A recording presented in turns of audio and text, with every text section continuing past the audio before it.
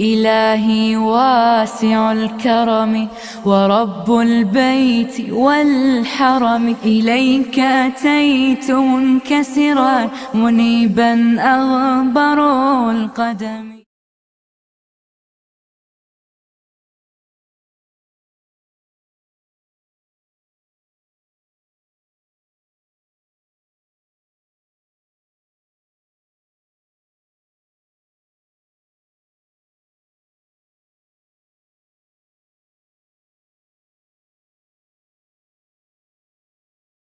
آخرت کے سفر کے موضوع پر سلسلہ وار خطابات چل رہے ہیں۔ گزشتہ جمعہ قبر آخرت کی پہلی منزل اس عنوان پر گفتگو کی گئی۔ باذنہ تعالی آج قبر کی پہلی رات کے موضوع پر گفتگو کی جائے گی۔ موضوع طویل ہے، لہذا قبر کی پہلی رات کے مناظر باذنہ تعالی دو خطبات میں بات کر بیان کی ہیں۔ قبریں گرچہ بظاہر ایک جیسی لگتی ہوں، لیکن ہر قبر میں اندرونی حالات مدفون کے اعتبار سے مختلف ہوتے ہیں۔ قبر کی پہلی رات ہی انسان کے آگے کا سفر طے کرتی ہے۔ یہی وہ وقت ہوتا ہے جہاں سے یا تو اللہ سبحانہ و تعالی کے رحمت کے دروازے کھول دیے جاتے ہیں، یا پھر اللہ سبحانہ و تعالی کی ناراضگی قبر میں لیٹے انسان پر برسنے لگتی ہے۔ ایسے موقعوں پر ہمیں چاہیے کہ ہم خود سے سوال کریں کہ ہماری قبر کی پہلی رات کیسے گزرے گی، وہاں ہمارے ساتھ کون ہوگا، جو ہوگا وہ ہمارا اپنا عمل ہوگا۔ کیا ہمارا عمل ہم نے ایسے تیار کر رکھا ہے کہ اس اکیلے اور پرخطر حالات میں وہ ہماری مدد کر سکے؟ قبر میں ہم سے سوالات کرنے والے فرشتے کیسے ہوں گے؟ کیا وہ رب کی رحمت لانے والے ہوں گے یا اس کے عذاب کی خبریں سنانے والے ہوں گے؟ ان فرشتوں کے چہرے ہم کیسے دیکھنا چاہ رہے ہیں؟ کیا واقعی ہم اس پہلی رات کے لیے تیار ہیں؟ اس لیے کہ اللہ کے نبی علیہ الصلوۃ والسلام صحابہ کرام رضوان اللہ تعالی علیہم اجمعین سے بارہا قبر کی تیاری کا حکم دیا کرتے اور انہیں اس بات کی خبر دیتے کہ قبر کے حالات بڑے خطرناک اور پرخطر ہیں۔ یہی وجہ ہے کہ اللہ کے نبی علیہ الصلوۃ والسلام صحابہ کرام رضوان اللہ تعالی علیہم اجمعین کو اللہ سبحانہ و تعالی سے قبر کی سختیوں سے متعلق پناہ طلب کرنے کا حکم دیتے ہیں۔ ابو ہریرہ رضی اللہ تعالیٰ عنہ راوی حدیث ہیں، کہتے ہیں کہ اللہ کے نبی علیہ الصلوۃ والسلام نے کہا اذا تشہد احدکم فلیستعذ باللہ من اربع، جب تم میں سے کوئی آدمی نماز پڑھے اور نماز میں تشہد کی حالت میں ہو تو تشہد یعنی التحیات اور درود کے بعد 4 چیزوں سے اللہ سبحانہ و تعالیٰ کی پناہ طلب کرے۔ علماء کا اس میں اختلاف ہے کہ اللہ کے نبی علیہ الصلوۃ والسلام نے 4 باتوں سے جو پناہ طلب کرنے کا حکم دیا، کیا یہ تشہد ہی کی طرح واجب ہے یا مستحب؟ علماء کہتے ہیں کہ صحیح بات یہ ہے کہ یہ سنت ہے، لیکن بڑی تاکیدی سنت ہے۔ 4 چیزیں کیا ہیں؟ نبی علیہ الصلوۃ والسلام نے کہا کہ تم میں سے کوئی اللہ سے پناہ طلب کرے تو کہے اللہم انی اعوذ بک من عذاب القبر، اے اللہ میں تجھ سے قبر کے عذاب سے پناہ طلب کرتا ہوں۔ وَأَعُوذُ بِكَ مِنْ عَذَابِ جَهَنَّمَ، میں تجھ سے جہنم کے عذاب سے پناہ طلب کرتا ہوں۔ وَأَعُوذُ بِكَ مِنْ فِتْنَةِ الْمَحْيَاءِ وَمَمَاتِ، میں تجھ سے زندگی اور موت کے فتنوں سے پناہ طلب کرتا ہوں۔ وَأَعُوذُ بِكَ مِنْ شَرِّ فِتْنَةِ مَسِيحِ الدَّجَّالِ، اور میں تجھ سے مسیح دجال کے بدترین فتنے سے پناہ طلب کرتا ہوں۔ اللہ کے نبی علیہ السلام صحابہ کرام رضوان اللہ تعالی علیہ مجمعین کو بارہا قبر کے عذاب سے اللہ سے پناہ طلب کرنے کا حکم دیتے. صرف حکم نہیں دیتے بلکہ عذاب قبر سے بچنے کی جو دعائیں ہیں وہ صحابہ کرام رضوان اللہ تعالی علیہ مجمعین کو آپ علیہ السلام بنفس نفیس اپنی زبان سے سکھایا کرتے تھے. جیسا کہ ابن عباس رضی اللہ تعالیٰ عنہ کہتے ہیں کان رسول اللہ صلی اللہ علیہ وسلم يعلمهم هذا الدعاء كما يعلمهم القرآن. نبی علیہ السلام صحابہ کرام رضوان اللہ تعالیٰ علیہ مجمعین کو عذاب قبر سے پناہ کی دعائیں ویسے ہی سکھاتے جیسے اللہ کے نبی علیہ السلام صحابہ کو قرآن سکھایا کرتے تھے. اور اللہ کے نبی علیہ السلام صرف حکم نہیں دیتے بلکہ آپ علیہ السلام نبی، رسول، آخری پیغمبر، اولو العزم بلکہ امام الانبیاء ہونے کے باوجود جس کے اگلے پچھلے تمام کے تمام گناہ اللہ سبحانہ و تعالی نے معاف فرما دیے، جن کے لیے اللہ سبحانہ و تعالی نے مقام محبوب کا وعدہ کیا ہوا ہے، جن کے لیے شفاعت عظمی، شفاعت کبریٰ اللہ نے رکھی، جن کی مغفرت کے پروانے اللہ سبحانہ و تعالی نے قرآن و حدیث میں بیان فرما دیے، وہ اللہ کے نبی علیہ السلام کا معاملہ یہ ہے. اما عائشہ صدیقہ رضی اللہ تعالیٰ عنہ کہتی ہیں ما رأیت رسول اللہ صلی اللہ علیہ وسلم صلی صلاة الا کان یتعوذ باللہ من عذاب القبر. میں نے اللہ کے نبی علیہ السلام کو کوئی ایسی نماز پڑھتے ہوئے نہیں دیکھا جس نماز میں اللہ کے نبی علیہ السلام نے اللہ سے عذاب قبر کی پناہ نہ طلب کی ہو. یہ نبی علیہ السلام کا خوف تھا عذاب قبر سے، جس کے اگلے پچھلے تمام گناہ معاف ہیں، جنہیں اللہ سبحانہ و تعالی اسی دنیا میں رہتے ہوئے جنت کی سیر کروا چکا تھا، جہنم کے مناظر دکھا چکا تھا. میرا اور آپ کا خوف کیسا ہونا چاہیے؟ ہم کس قدر عذاب قبر سے اللہ کی پناہ نہ طلب کریں. اس سلسلے میں آج ہمارے ہندوستان کے کچھ خطوں میں پچھلے کچھ دہوں سے ایسے کم عقل اور احمق پیدا ہو چکے ہیں جو عذاب قبر پہ سوالات اٹھا رہے ہیں. ان کا کہنا یہ ہے کہ قرآن میں عذاب قبر کا تذکرہ نہیں ہے، لہذا عذاب قبر سے ڈرنے کی ضرورت نہیں ہے. ہم یہ گفتگو کریں گے کہ کیا قرآن میں عذاب قبر ہے یا نہیں ہے، لیکن کیا اللہ کے نبی علیہ السلام کی احادیث قبر کے عذاب کو ثابت کرنے کے لیے ہمارے لیے کافی نہیں ہے؟ اللہ سبحانہ و تعالی نے کہا وما آتاکم الرسول فخذوہ وما نہاکم عنہ فانتہوا. اللہ کے نبی علیہ السلام تمہیں جو دے اسے لو، جس سے روکے اس سے رک جاؤ. اللہ کے نبی علیہ السلام کی احادیث کہاں جائیں گی؟ یہ بہت سے لوگ ہیں جو صرف عذاب قبر تک محدود نہیں ہیں بلکہ ان کے انکار کے فتنے اور آگے بڑھ رہے ہیں. در حقیقت یہ منکرین حدیث ہیں، یہ اہل قرآن ہیں جنہیں دین اسلام سے کوئی سروکار نہیں ہے، بس یہ دین اپنی منمانی لینا چاہتے ہیں، من موجی دین پر عمل کرنا چاہتے ہیں. یاد رکھیں ایسوں کا دین اسلام سے کوئی تعلق نہیں ہے. قرآن سے ایک نہیں بلکہ ایک سے زائد مقامات سے عذاب قبر ثابت ہے. وقت زیادہ نہیں ہے، ہم ایک دو باتیں کہتے ہوئے آگے بڑھیں گے. واضح دلائل. فرعون اور آل فرعون سے متعلق اللہ سبحانہ و تعالی نے کہا النار يعرضون عليها غدوا وعشيا ويوم تقوم الساعة ادخلوا آل فرعون اشد العذاب. یہ سورہ مومن آیت 40 ہے. اللہ نے کہا کہ فرعون اور اہل فرعون پر اب صبح شام آگ پیش کی جاتی ہے. النار يعرضون عليها غدوا وعشيا. صبح بھی آگ پیش کی جاتی ہے، شام بھی آگ پیش کی جاتی ہے. وَيَوْمَ تَقُومُ السَّاعَةِ، اور جب قیامت واقع ہو جائے گی أَدْخِلُوا آلَ فِرْعَوْنَ أَشَدَّ الْعَذَابِ، تو اس وقت فرعون اور اس کے ماننے والے اس کے آل اس عذاب سے بھی زیادہ سخت اور خطرناک عذاب میں داخل کر دیے جائیں گے. کیا یہ عذاب قبر کے لیے کافی نہیں ہے؟ قیامت میں جو عذاب ہوگا وہ ہوگا. اس عذاب سے پہلے بھی اللہ سبحانہ و تعالی نے صبح شام اسی دنیا میں عذاب کا تذکرہ فرمایا ہوا ہے. یہ عذاب قبر ہی تو ہے.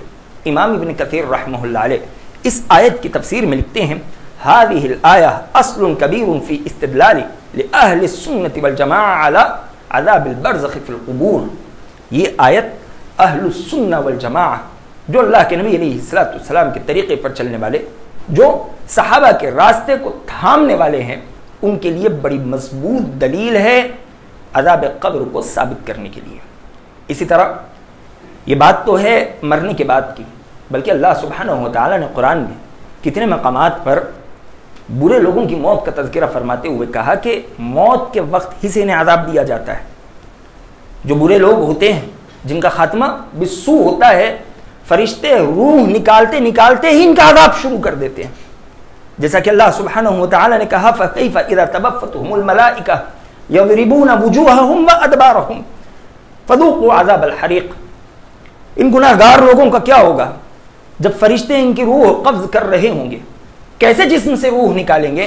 ان کے چہروں پر ماریں گے، ان کی پشتوں پر ماریں گے، اور اسی وقت ان سے کہہ رہے ہوں گے فَذُوقُوا عَذَابَ الْحَرِيقِ، جہنم کی آگ کا مزہ چکھو، اس آگ کی گرمی کو چکھ لو. قرآن سے ایک نہیں، ایک سے زائد مقامات سے قبر کے عذاب کا اثبات ہوتا ہے، عذاب قبر ثابت ہوتا ہے. یہ جواب صرف ان لوگوں کے لیے ہے جو حدیثوں کا انکار کرنے والے ہیں. دراصل ہمارے لیے اللہ کے نبی علیہ السلام کی ایک صحیح حدیث ہی کافی ہے اپنا عقیدہ ثابت کرنے کے لیے، قبر کے عذاب کو ثابت کرنے کے لیے. ویسے تو اللہ کے نبی علیہ السلام سے عذاب قبر کی اتنی روایتیں ہیں کہ بیان کرنے کے لیے وقت کم پڑ جائے، اور آدمی ان روایتوں کو ڈھنگ سے پڑھ لے جائے تو اس کی دنیا سنور جائے، اس کی آخرت بن جائے. عبداللہ ابن مسعود رضی اللہ تعالیٰ عنہ کہتے ہیں اللہ کے نبی علیہ السلام نے کہا ان الموتى ليعذبون في قبورهم حتى ان البهائم لتسمع اصواتهم. لوگوں، مرنے والوں کو ان کی قبروں میں عذاب دیا جاتا ہے. عذاب اس قدر سخت ہوتا ہے کہ ان کی چیخ و پکار، آہ و بکا اس جہاں کی ہر مخلوق سنتی ہے سوائے انسانوں اور جنوں کے. اور تاریخ میں سے کئی واقعات ہیں جن کے قبر کے عذاب کو دنیا والوں نے اپنی آنکھوں سے دیکھا، اپنی آنکھوں سے دیکھا ہوا ہے. تاریخ کے کئی پنے ایسے واقعات بیان کرتے ہیں. اللہ کے نبی علیہ السلام کے دور میں ایک نصرانی نے اسلام کا اعلان کیا. بخاری کی روایت ہے، وہ لکھنا پڑھنا جانتا تھا، کچھ وحی حاصل ہوتی تو وہ اس وحی کو لکھ بھی لیا کرتا تھا. اس نے سورہ بقرہ اور ایسی کچھ صورتیں لکھی، لیکن کچھ وقت بعد وہ مرتد ہو گیا اور اس نے واپس سے عیسائیت قبول کی اور اس بات کا اعلان کر دیا کہ نعوذ باللہ محمد صلی اللہ علیہ وسلم کو کچھ آتا جاتا نہیں ہے، جو میں لکھ کر دیتا ہوں وہ وہی پڑھتے ہیں. نعوذ باللہ. اس کی وفات ہو گئی. عیسائیوں نے اسے اپنے طریقے سے دفن کر دیا. اگلے روز دیکھا کہ زمین نے اس کی میت باہر پھینک دی. عیسائیوں نے کہا کہ یہ محمد صلی اللہ علیہ وسلم اور اس کے ساتھیوں کا کام ہے، اس لیے کہ اس نے اسلام چھوڑ دیا تھا. اگلے روز گڈھا ذرا گہرا کھودا گیا اور گہری قبر میں اسے دفن کیا گیا. دوسرے روز پھر سے قبر نے اسے باہر پھینک دیا. عیسائیوں نے وہی کہا کہ مسلمانوں کا کام ہے. تیسرے روز گڈھا اتنا گہرا کھودا گیا کہ انسان اسے واپس نہ نکال سکے، لیکن دیکھا گیا کہ تیسرے روز بھی قبر نے اسے باہر پھینک دیا. عیسائیوں نے کہا کہ یہ انسانوں کا کام نہیں ہے بلکہ اس کے گناہوں کا نتیجہ ہے، اور انہوں نے اس عیسائی کو ویسے ہی زمین پر سڑنے کے لیے چھوڑ دیا. ایسے بہت سے واقعات ہیں جو تاریخ نویسوں نے لکھے ہوئے ہیں. ان کے آنکھوں کی گواہیاں ہیں کہ قبر میں عذاب ہوتا ہے. قبر کے عذاب کی شدت بھی بڑی سخت ہوتی ہے. قبر کا عذاب کچھ معمولی نہیں ہوتا. ابو ذر رضی اللہ تعالیٰ عنہ حدیث ہیں، کہتے ہیں کہ اللہ کے نبی علیہ السلام نے کہا انی ارا ما لا ترون واسمع ما لا تسمعون وان السماء اتت وحق لها ان تئت ما فيها 4 اصابع الا وملك واضع جبهته ساجدا لله. نبی علیہ السلام نے کہا میں جو دیکھتا ہوں وہ تم نہیں دیکھ سکتے، میں جو سنتا ہوں وہ تم نہیں سن سکتے، اور آسمان لرزتا رہتا ہے، وہ بھن بھناتا ہے. وحق لها ان تئت، اور اس کا حق ہے کہ وہ اللہ کے خوف سے، اس کے ڈر سے لرزتا رہے. اور نبی علیہ السلام نے کہا سارے آسمان میں 4 انگلیوں کی بھی جگہ باقی نہیں ہے الا یہ کہ وہاں کوئی فرشتہ اپنا سر رکھے اللہ کے سامنے سجدہ کر رہا ہے. اور آپ علیہ السلام کہتے ہیں واللہ لو تعلمون ما اعلم لضحكتم قلیلا ولبکیتم کثیرا. اللہ کی قسم، علماء کہتے ہیں کہ یہاں قبر کے عذاب کا تذکرہ ہے. قبر کے جو احوال میں دیکھتا ہوں، میں جانتا ہوں، اگر وہ تم دیکھنے لگ جاؤ، تم جان لو، لضحکتم قلیلا ولبکیتم کثیرا، تم ہنسنا بھول جاؤ گے، رونے لگ جاؤ گے. وما تلذذتم بالنساء علی الفروشات، تم اپنی عورتوں سے بستر پر مزہ لینا چھوڑ دو گے، تم ان کے ساتھ لیٹنے میں کراہیت محسوس کرو گے. کیا کرے گا انسان؟ نبی علیہ الصلوۃ والسلام نے کہا وَلَخَرَجْتُمْ إِلَى الصُّعُودَاتِ تَجْأَرُوا بِاللَّهِ تَجْأَرُوا إِلَى اللَّهِ، تم شہر چھوڑ کر، گھر بار چھوڑ کر پہاڑوں کی طرف نکل جاؤ گے تاکہ اکیلے میں رو رو کر اللہ سبحانہ و تعالیٰ کا قرب پالو. حدیث بیان کرنے والے ابو ذر رضی اللہ تعالیٰ نے اس حدیث کو بیان کرتے تو کہتے واللہ لوددت انی کنت شجرۃ تعضد، اللہ کی قسم میری یہ خواہش ہوتی کہ کاش کہ میں کوئی درخت ہوں، کاش کہ میں کوئی درخت ہوتا جسے کاٹ دیا جاتا اور اسی دنیا میں اس کا معاملہ ختم ہو جاتا، نہ قبر دیکھنی پڑتی، نہ قبر کے احوال کا سامنا کرنا پڑتا. اور یاد رکھیں قبر میں جو عذاب دیے جاتے ہیں نا، اس کی کئی قسمیں ہیں، ان عذابات کی کیفیتیں مختلف ہیں. سب سے پہلا عذاب جو قبر میں انسان کو دیا جاتا ہے وہ خوف اور دہشت کا ہوتا ہے. اس انسان کے لیے جو گناہ گار ہو یا کافر و مشرک یا منافق ہو. اللہ کے نبی علیہ الصلوۃ والسلام نے کہا کہ قبر میں دو ہیبت ناک فرشتے کافر و منافق اور گناہ گار انسان کے پاس آتے ہیں. کیا کرتے ہیں؟ اذا كان الرجل السوء اجلس في قبره فزعا مشغوفا، جو آدمی برا ہوتا ہے اس انسان کو اٹھا کر بٹھا دیتے ہیں. کس حالت میں؟ فزعا مشغوفا، وہ ہیبت میں ہوتا ہے، ڈر رہا ہوتا ہے، کانپ رہا ہوتا ہے. اور ڈر کا عذاب بڑا خطرناک عذاب ہوتا ہے. آدمی ڈر کی وجہ سے اپنی حالت بھول جاتا ہے. دوسرا عذاب ایسے آدمی پر لوہے کے گرز یعنی ہتھوڑے چلائے جاتے ہیں. نبی علیہ الصلوۃ والسلام کہتے ہیں فَيُضْرِبُهُ بِمِطْرَاقٍ مِّنْ حَدِيدٍ بَيْنَ أُذُنَيْهِ فَيَصِيحُ صَيْحَةً يَسْمَعُهَا الْخَلْقُ غَيْرُ الثَّقَلَيْنِ. نبی علیہ الصلوۃ والسلام نے کہا کہ اس کے کانوں کے بیچ میں لوہے کا گرز مارا جاتا ہے. اس گرز کے مارنے پر میت ایسی چیخ مارتی ہے، ایسی چیخ مارتی ہے کہ جن و انس کے علاوہ ساری مخلوقات اس قبر میں دیے جانے والے عذاب والے انسان کی چیخیں سنتی ہیں. اسی طرح قبر کے عذابوں میں سے ایک عذاب یہ بھی ہے کہ قبر انسان کو دبوچتی ہے، اسے جکڑتی ہے، دباتی ہے. کس کیفیت سے؟ آپ علیہ الصلوۃ والسلام کہتے ہیں یضیق علیہ قبرہ حتی تختلف فیہ اضلاعہ، قبر بورے انسان کو ایسے جکڑتی ہے، ایسے جکڑتی ہے کہ اس کی ایک پھسلی دوسری پھسلی میں گھس جاتی ہے. اس قدر سخت عذاب دیا جاتا ہے. اور اس عذاب کے ساتھ ساتھ ایک اندھا، بہرا، گونگا فرشتہ اس انسان پر مسلط کر دیا جاتا ہے. یہ فرشتہ لوہے کا گرز لیے اس انسان کے سر پر مارتا ہے. اسے نہیں دکھتا کہ وہ جسے عذاب دے رہا ہے وہ کس کیفیت میں ہے. بس اللہ سبحانہ و تعالیٰ نے اسے مسلط کیا ہوا ہے. نہ اسے اس کی چیخ سنائی دیتی ہے، نہ اس کی تکلیف دکھائی دیتی ہے، نہ وہ اس میت سے کچھ بات کر سکتا ہے. اور اس گرز مارنے کی کیفیت کیا ہوتی ہے؟ نبی علیہ الصلوۃ والسلام نے کہا فی یدہ مزربۃ لو ضرب بہا جبل کان ترابا، اس کے ہاتھ میں ایسا ہتھوڑا ہوتا ہے کہ اگر وہ اس ہتھوڑے کو دنیا کے کسی پہاڑ پر مار دے تو وہ پہاڑ ریزہ ریزہ ہو جائے، سارا پہاڑ مٹی بن جائے. اور اس پر سانپ اور بچھو بھی مسلط کر دیے جاتے ہیں. ایسے سانپ اللہ کے نبی علیہ الصلوۃ والسلام نے کہا وَتُسَلَّطُ عَلَيْهِ عَقَارِبُ وَتَنَانِينَ لَوْ نَفَخَ أَحَدُهُمْ عَلَى الدُّنْيَا مَا نَبَتَتْ شَيْئًا تَنْهَشُهُ. آپ علیہ الصلوۃ والسلام نے کہا کہ ایسے بچھو، ایسے سانپ قبر کے عذاب کے لیے مسلط کیے جاتے ہیں کہ اگر ان سانپوں میں سے کوئی سانپ یا ان بچھوؤں میں سے کوئی بچھو اس دنیا میں ایک ڈنک مار دے یا ایک پھنکار مار دے تو قیامت تک اس زمین پر ایک دانہ اناج تک نہیں اگے گا. اس قدر سخت ترین عذاب کے لیے اللہ سبحانہ و تعالیٰ نے انہیں پیدا کیا ہوا ہے. اور ان سانپوں کی کیفیت ہمارے دنیا کے سانپوں جیسی نہیں ہوتی. نبی علیہ الصلوۃ والسلام نے کہا والذی نفسی بیدہ یسلط علیہ 99 تنینا، اللہ کی قسم قبر میں منافقوں کے لیے 99 اژدہے مسلط کیے جاتے ہیں۔ اتدرون ما التنین، کیا تم جانتے ہو کہ تنین کیا ہے؟ صحابہ نے کہا اللہ اور اس کے رسول بہتر جانتے ہیں کہ ان کی کیا کیفیت ہے، وہ کیسے دکھتے ہیں۔ آپ علیہ الصلوۃ والسلام نے کہا 70 حیۃ لکل حیۃ 7 رؤوس، ایسا سانپ جس کے 70 منہ ہوں گے اور ہر منہ پر 7 منہ ہوں گے۔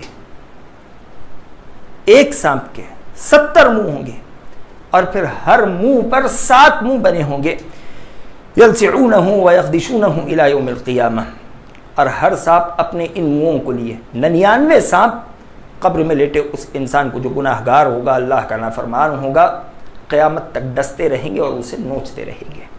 یہ تو عذاب قبر کی کچھ شکلیں اختصار کے ساتھ رکھی گئی۔ یہی وجہ ہے کہ صحابہ کرام رضوان اللہ تعالی علیہم اجمعین جب قبر کا تذکرہ سنتے تو زار و قطار روتے۔ عثمان رضی اللہ تعالیٰ نے اس قدر روتے کہ قبر کی مٹی تر ہو جاتی۔ اللہ کے نبی علیہ الصلوۃ والسلام اس قدر روتے کہ داڑھی بھیگتے ہوئے قبر کی مٹی بھیگنے لگ جاتی، اس لیے کہ قبر کے احوال ہوتے ہی اس قدر ہولناک وحشتناک ہے۔ اسی لیے نبی علیہ الصلوۃ والسلام نے کہا میں نے قبر سے زیادہ وحشتناک کوئی منظر نہیں دیکھا جس میں انسان کو اتنی تکلیف دی جاتی ہو۔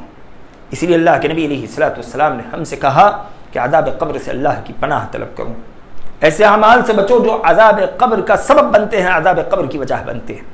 کیا اعمال ہیں؟ اختصار کے ساتھ پہلا عمل شرک ہے، اللہ کے ساتھ کسی اور کو شریک کرنا۔ اللہ سبحانہ و تعالی کے جو اختیارات ہیں اس میں کسی اور کو بھی حصے دار سمجھنا، کسی اور کے لیے عبادت کرنا، کسی اور کے لیے سجدہ کرنا، کسی اور کے لیے نماز پڑھنا، یہ شرک ہے۔ وہ عبادتیں جو اللہ کے لیے ہونی چاہیے کسی اور کے لیے کر دی جائے، ایسا آدمی مشرک ہوتا ہے اور عذاب قبر کا مستحق ہوتا ہے۔ اسی طرح کفر ہے، نفاق ہے، دل میں کچھ اور رکھنا، ظاہری عمل بہتر بنا کے لوگوں کے سامنے پیش کرنا، یہ بھی عذاب قبر کی بڑی وجہ ہے۔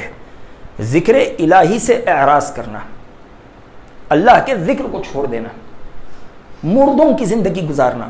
حدیث کے الفاظ کے مطابق نبی علیہ الصلوۃ والسلام نے کہا اس آدمی کی مثال مردہ انسان کی ہے جو اللہ کے ذکر سے غافل رہتا ہو۔ مردوں کی زندگی گزارنا، اللہ کا ذکر نہ کرنا، یہ عذاب قبر کی بڑی وجہ ہے۔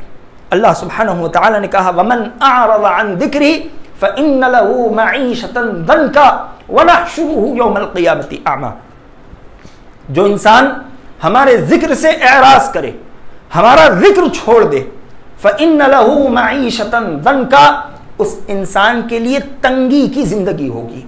وَنَحْشُرُهُ يَوْمَ الْقِيَامَةِ أَعْمَى، اور روز قیامت ہم ایسے انسان کو اندھا بنا کر اٹھائیں گے۔ قَالَ رَبِّ لِمَ حَشَرْتَنِي أَعْمَى وَقَدْ كُنْتُ بَصِيرًا، آدمی کہے گا الہ العالمین تو نے میری آنکھیں کیوں لے لی، میں تو دنیا میں دیکھا کرتا تھا، میں بینا انسان تھا۔ اللہ کہے گا کذالک اتتک آیاتنا فنسیتها وکذالک اليوم تنسی، دنیا میں ایسے ہی تمہارے پاس ہماری آیتیں آئی ہوئی تھی، تم نے انہیں بھلا دیا، آج کے دن تمہیں بھی ویسے ہی بھلایا جا رہا ہے۔ فإن له معیشۃ ضنکا، اس کی زندگی تنگ کر دی جائے گی۔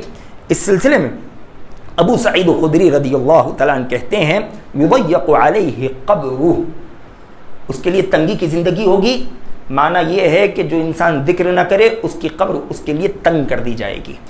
اور ابھی آپ نے سنا کہ قبر کیسے تنگ ہوگی، کہ انسان کی ایک پھسلی دوسری پھسلی میں گھس جائے گی۔ اسی طرح جھوٹ ایک بڑی وجہ ہے عذاب قبر کی۔ اللہ کے نبی علیہ الصلوۃ والسلام نے دیکھا کہ ایک آدمی کو قبر میں عذاب دیا جا رہا ہے، کیفیت کیا ہے کہ فرشتہ ایک کانٹے سے اس کا یہ جبڑا کھینچتا ہے، گدی تک پھاڑ دیتا ہے، اور پھر دوسرے جبڑے کی طرف آتا ہے اور کھینچتا ہے اور اسے گدی تک پھاڑ دیتا ہے، اور جب یہ جبڑا پھاڑتا ہے تو یہ درست ہو جاتا ہے، یہ پھاڑتا ہے تو یہ درست ہو جاتا ہے، اور جب پھاڑتا ہے تو خون کے فوارے نکلتے ہیں۔ اللہ کے نبی علیہ الصلوۃ والسلام نے فرشتوں سے پوچھا کہ اس انسان کو عذاب کیوں دیا جا رہا ہے، اس کا معاملہ کیا ہے؟ فرشتوں نے جواب دیا انہ الرجل یغدو من بیتہ فیکذب الکذب تبلغ الآفاق، یہ آدمی جب گھر سے نکلتا جھوٹ بولتا اور جھوٹ ہی بولا کرتا، اس کے جھوٹ بولنے کی وجہ سے اللہ سبحانہ و تعالی نے اسے اس طرح کے بدترین عذاب قبر میں ملوث کر دیا۔ جھوٹ آج ہمارے لیے عام ہو چکا ہے. خاصتاً جو تاجر پیشہ لوگ ہیں وہ یہ سمجھتے ہیں کہ جھوٹ کے بغیر ان کی تجارت چل نہیں سکتی. یاد رکھیں تجارت جھوٹ کے بغیر ہی چلتی ہے. جس تجارت میں، جس لین دین میں، جس عقد میں جھوٹ آ جائے اللہ سبحانہ و تعالی وہاں اس سے برکت نکال لیتا ہے. ایسا ہی معاملہ رشتوں کا بھی ہے. بہت سے رشتے جھوٹ پر قائم کرنے کی کوشش کی جاتی ہے. جو رشتے جھوٹ پر قائم ہوں ان رشتوں میں کبھی برکت نہیں ہوتی، ان رشتوں کی زندگی نہیں ہوتی. اللہ سبحانہ و تعالی ان رشتوں کی برکتیں لے لیتا ہے، ان رشتوں کی زندگیاں کم کر دیتا ہے. آپ تجربہ مجھ سے زیادہ کر چکے ہیں، تفصیل کی ضرورت نہیں لیکن دھیان دینے کی ضرورت ہے. جھوٹ یہ عذاب قبر کی بڑی وجہ ہے.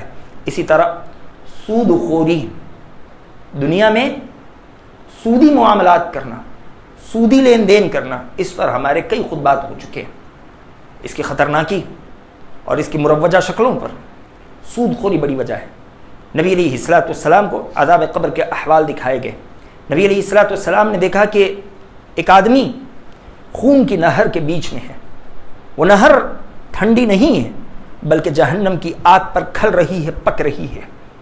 وہ انسان بڑی تکلیف سے، بڑی مشکل سے کنارے پر آتا ہے.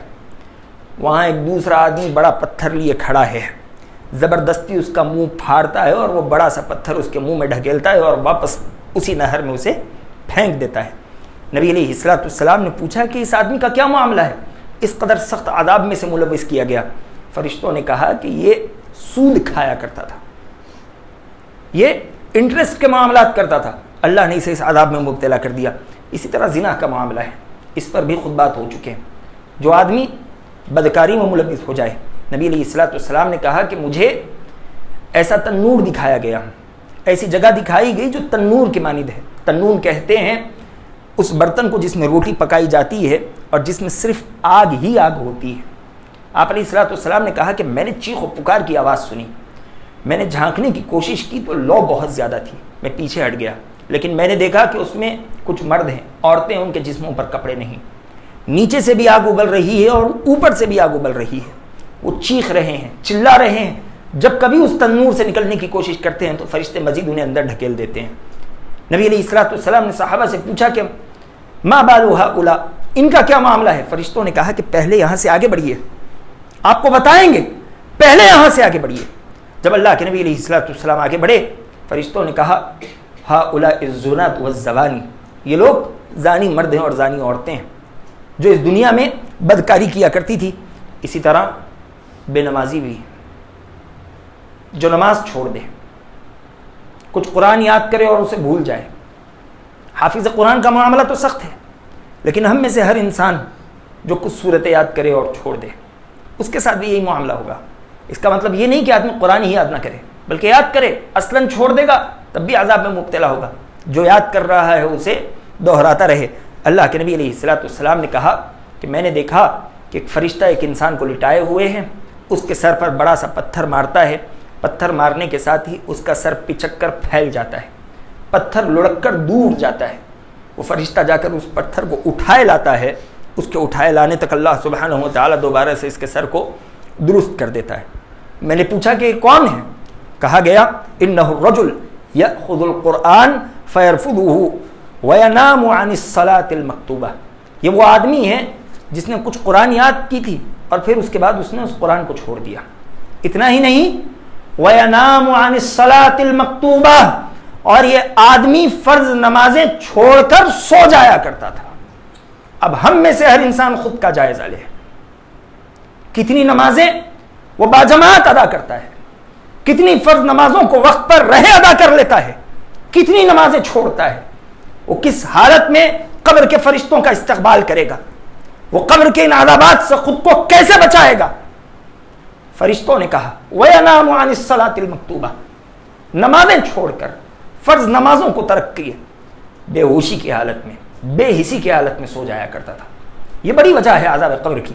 مزید کچھ ایسے اعمال جن کا جاننا ہم میں سے ہر انسان کے لیے ضروری ہے، وقت کم ہے لیکن اختصار کے ساتھ. عذاب قبر کی ایک بڑی وجہ ہے اپنے کپڑوں کو ٹخنوں سے نیچے لٹکانا. چاہے آدمی تکبر سے لٹکائے یا ویسے ہی لٹکائے، کپڑوں کا ٹخنوں سے نیچے لٹکنا ہی حدیث کے مطابق تکبر ہے. اللہ کے نبی علیہ السلام کہتے ہیں، بخاری کی روایت ہے، بینما رجل یمشی فی حلۃ تعجبہ نفسہ، ایک آدمی بڑے اچھے کپڑے پہنے تکبر کے عالم میں چل رہا تھا، مرجل جمتہ، اس کے کپڑے ٹخنوں سے نیچے لٹکے ہوئے تھے، اذ خسفہ اللہ بہ، اللہ نے اس تکبر کی وجہ سے اسے زمین میں دھسا دیا، فہو یتجلجل فی الارض الی یوم القیامہ، صرف اللہ نے ایک مرتبہ نہیں دھسایا بلکہ اللہ سبحانہ وتعالی اسے قیامت تک اسی حالت میں زمین میں دھساتا رہے گا۔ عبداللہ ابن عمر رضی اللہ تعالیٰ نے کہا لا ينظر اللہ الی من جر ثوبہ خیالا، جو آدمی اپنے کپڑوں کو ٹخنوں سے نیچے لٹکائے اللہ سبحانہ وتعالی ایسے انسان پر رحمت کی نظر نہیں ڈالے گا۔ سوچئے اللہ جس انسان پر رحمت کی نظر نہ ڈالے اس آدمی کا کیا بنے گا؟ اللہ کے علاوہ کون رحمت برسا سکتا ہے، کون عذاب سے بچا سکتا ہے؟ بلکہ اتنا ہی نہیں، ایک روایت میں نبی علیہ الصلوۃ والسلام نے کہا ثلاث لا يكلمهم اللہ یوم القیامہ ولا ينظر الیہم ولا یزکیہم ولہم عذاب علیم، تین قسم کے لوگ ایسے ہیں جن سے اللہ سبحانہ وتعالی روز قیامت نہ تو گفتگو کرے گا، نہ ان پر رحمت کی نظر ڈالے گا، نہ انہیں معاف کرے گا، بلکہ ان کے لیے دردناک عذاب ہوگا۔ سب سے پہلے نبی علیہ الصلوۃ والسلام نے کہا المسبل ازارہ، وہ انسان جو اپنے کپڑوں کو ٹخنوں سے نیچے لٹکائے پھرتا ہے۔ کپڑوں کا ٹخنوں سے نیچے لٹکنا یہ عذاب قبر کی بڑی وجہ ہے۔ بہت سے لوگ یہ بھی مذاق کر لیتے ہیں کہ مسجد میں آتے ہیں تو اوپر کر لیتے ہیں اور مسجد کے دروازے پر جوتے پہنتے ہیں تو نیچے کر لیتے ہیں۔ یہ دین اسلام کے احکامات کے ساتھ مذاق ہے۔ اپنے کپڑے اتنے ہی سلاؤ جتنی ضرورت ہے، یہ مرد کی شان ہے کہ اس کے ٹخنے دکھنے چاہیے۔ یہ اللہ سبحانہ و تعالیٰ کا دین ہے، اس میں ہم منمانی نہیں کر سکتے۔ اسی طرح قرض ادا نہ کرنا یہ بھی عذاب قبر کی بڑی وجہ ہے۔ اللہ کے نبی علیہ الصلوۃ والسلام کے سامنے جابر بن عبداللہ رضی اللہ تعالیٰ عنہ کہتے ہیں کہ ایک جنازہ لایا گیا اور یہ جنازہ مقام ابراہیم کے پاس رکھا گیا۔ نبی علیہ الصلوۃ والسلام سے کہا گیا کہ اللہ کے نبی علیہ الصلوۃ والسلام فلاں صحابی کی وفات ہوئی ہے، نبی کی صحبت جسے نصیب ہوئی ہو، آئیے جنازہ پڑھا دیجیے۔ نبی علیہ الصلوۃ والسلام آئے، آپ نے جنازہ دیکھا، کہا لعل علی صاحبکم دینا، مجھے لگ رہا ہے کہ تمہارے اس ساتھی پر قرض ہے۔ صحابہ نے کہا کہ ہاں بس 2 دینار، صرف 2 دینار۔ نبی علیہ الصلوۃ والسلام نے قدم پیچھے لے لیے، کہا کہ میں اس کا جنازہ نہیں پڑھاؤں گا۔ یہ آدمی مقروض تھا۔ ابو قتادہ رضی اللہ تعالیٰ عنہ آگے آئے، کہنے لگے اللہ کے نبی علیہ الصلوۃ والسلام 2 دینار کی بات ہے، میں ادا کر دوں گا، آپ اس کا جنازہ پڑھ دیجئے۔ نبی علیہ الصلوۃ والسلام نے کہا کہ ٹھیک ہے، اب اس کا قرض تمہارے کاندھوں پر۔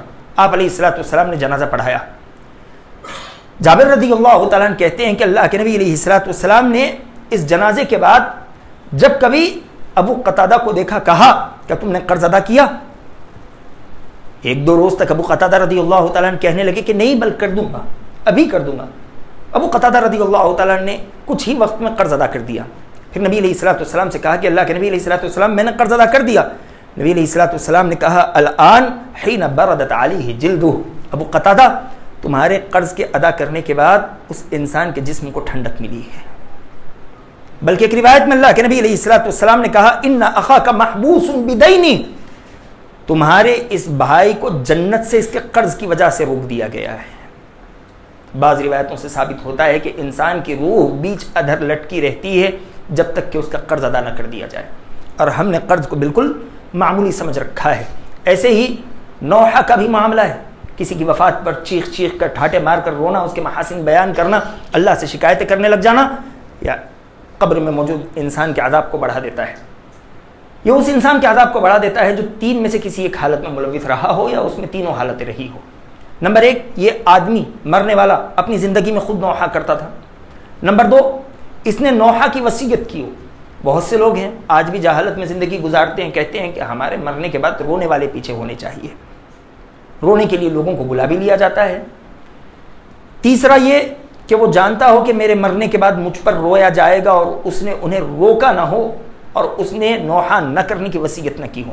اگر ان 3 حالتوں میں جو بھی حالت ہوگی، اللہ کے نبی علیہ الصلوۃ والسلام کہتے ہیں المیت یعذب فی قبرہ بنیاح علیہ، آدمی کو اس پر کیے جانے والے نوحہ کی وجہ سے بھی قبر میں عذاب دیا جائے گا۔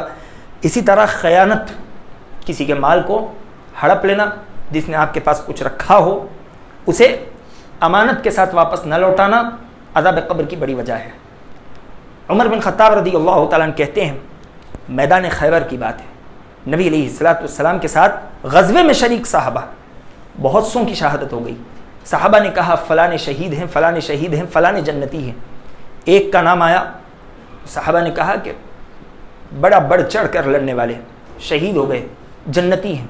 نبی علیہ السلام نے کہا کلا، ہرگز نہیں، انی رأیتہ فی النار فی بردۃ علیہا، میں نے دیکھا کہ انہوں نے ایک چادر میں خیانت کی ہوئی تھی، وہ ایک چادر، صرف ایک چادر آج ان کے جسم پر جہنم کی آگ بن کر لپٹی ہوئی ہے. اسی طرح چوری کا بھی معاملہ ہے. اسی طرح بلا عذر رمضان کے روزے چھوڑ دینا، یہ بھی عذاب قبر کی بڑی وجہ ہے. بلا عذر، کوئی بیماری یا کوئی جسمانی وجہ نہ ہونے کے باوجود اپنے بچے کو دودھ نہ پلانے والی عورتوں کو بھی قبر میں عذاب دیا جاتا ہے. اللہ کے نبی علیہ السلام کہتے ہیں فَإِذَا أَنَا بِنِسَاءٍ تَنْهَشُ ثَدْيُهُنَّ الْحَيَّاتِ، میں نے ایسی عورتوں کو دیکھا جو جہنم میں جل رہی ہیں اور ان کی چھاتیوں کو سانپ نوچ رہے ہیں. میں نے کہا ما بالو ہؤلاء، ان کا کیا معاملہ ہے؟ کہا گیا ہؤلاء یمنعن اولادہن البانہن، یہ وہ عورتیں ہیں جو بلا کسی وجہ اپنے بچوں کو دودھ پلانے سے منع کر دیا کرتی تھی.